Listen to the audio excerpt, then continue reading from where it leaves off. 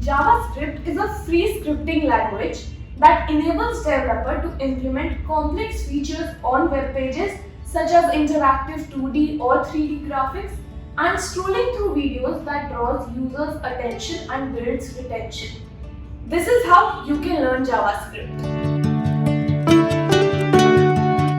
Number 1. Enroll in coding bootcamps. This is not only a fun experience but also an enriching one.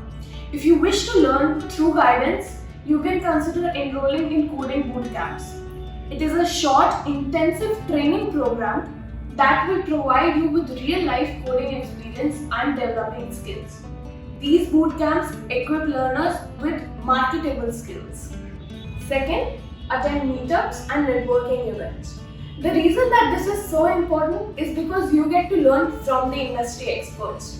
You get to know the mistakes that they made, and then you can avoid making these mistakes yourself. On top of that, you also get to meet your possible future mentor. Enroll in online courses. The reason that this is so important is because you can learn yourself, but it is always great to learn from the people in the industry itself. There are many online courses which can help you learn JavaScript from the beginner to advanced level.